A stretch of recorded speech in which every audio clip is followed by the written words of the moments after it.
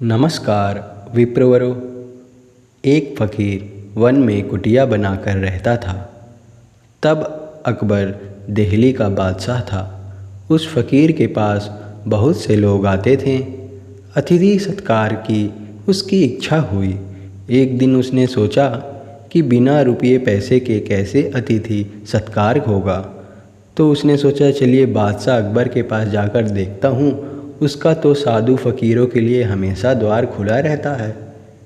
अकबर बादशाह तब नमाज पढ़ रहे थे। फ़कीर नमाज घर में ही बैठ गया। उसने देखा अकबर बादशाह ने नमाज के अंत में कहा, हे अल्लाह, धन दो, दौलत दो और बहुत सी कुछ दो।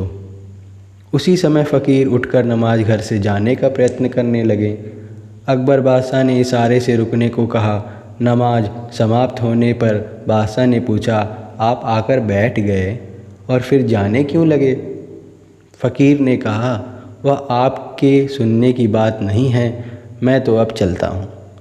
बादशाह के बहुत जिद करने के बाद फ़कीर बोले, मेरे पास वहाँ पर बहुत लोग आते हैं, तभी कुछ रुपए की प्रार्थना करने आया था। अकबर ने पूछा, तो फिर चले क्यों जा रहे थे?